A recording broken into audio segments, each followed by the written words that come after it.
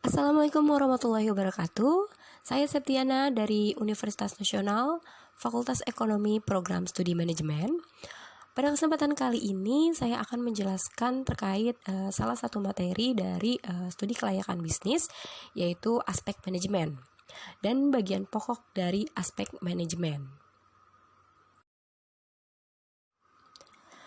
Manajemen sebagai suatu proses. Pengertian manajemen sebagai suatu proses dapat dilihat dari pengertian menurut Encyclopedia of the Social Science, yaitu suatu proses di mana pelaksanaan suatu tujuan tertentu dilaksanakan dan diawasi. Sedangkan menurut Hyman, manajemen yaitu fungsi untuk mencapai suatu tujuan melalui kegiatan orang lain, mengawasi usaha-usaha yang dilakukan individu untuk mencapai tujuan.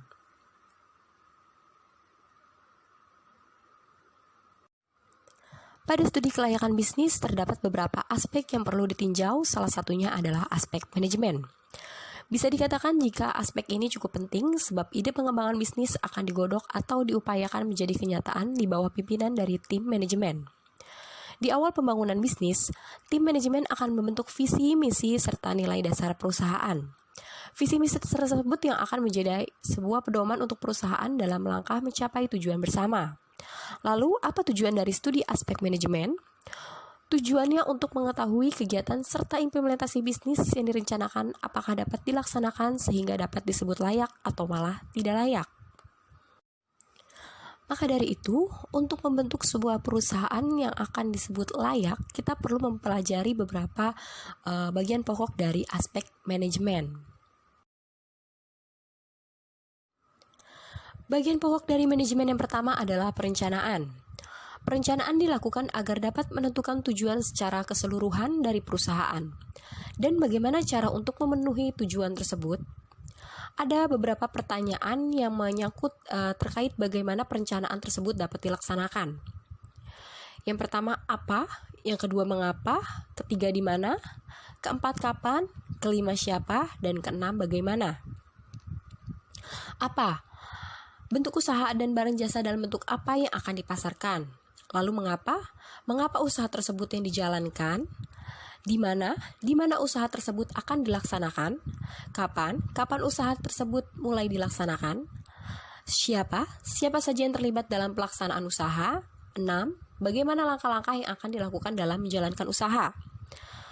Dalam penyusunan perencanaan ini dilakukan dengan beberapa pendekatan, yaitu pendekatan atas ke bawah, pendekatan bawah ke atas, serta pendekatan bersama. Perencanaan sendiri meliputi beberapa hal, yaitu yang pertama perencanaan produksi, kedua ada anggaran keuangan, dan yang ketiga biaya produksi, dan keempat penjualan hingga administrasi. Bagian pokok yang kedua dari aspek manajemen adalah pengorganisasian. Setiap organisasi memiliki 3 komponen pokok, yaitu yang pertama personalia, kedua fungsi, dan yang ketiga faktor-faktor fisik.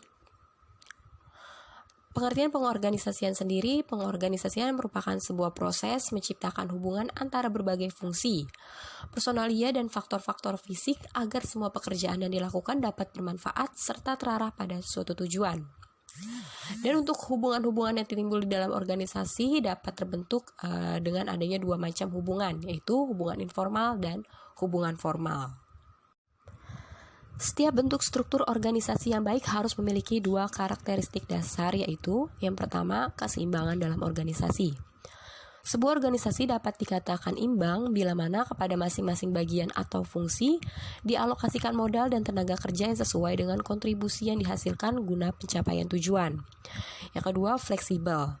Merupakan kemampuan dari struktur organisasi untuk menyesuaikan diri terhadap semua perubahan-perubahan yang terjadi, seperti perubahan kegiatan, jumlah karyawan, dan kemampuan kerja, formasi jabatan, dan sebagainya. Bagian pokok yang ketiga yaitu penggerakan atau actuating. Penggerakan menyangkut pada aspek leadership, yaitu mengarahkan dan mempengaruhi sumber daya manusia agar mau bekerja untuk mencapai tujuannya. Atau nama lainnya yaitu staffing dan right man on the right job. Dengan memiliki 5 landasan kepemimpinan yang kokoh, yaitu yang pertama caranya berkomunikasi, yang kedua pemberian motivasi, ketiga kemampuan memimpin, keempat pengambilan dalam keputusan, dan yang kelima kekuasaan yang positif. yaitu yang artinya dia tidak menyalahgunakan kekuasaannya atau jabatannya. Untuk itu, jika kita ingin memiliki sebuah usaha atau menjadi bagian terpenting dari sebuah perusahaan, setidaknya kita harus memiliki 5 landasan dari kepemimpinan tersebut. Bagian pokok yang keempat untuk sebuah perusahaan tersebut dapat dikatakan layak, yaitu ada pengendalian atau controlling.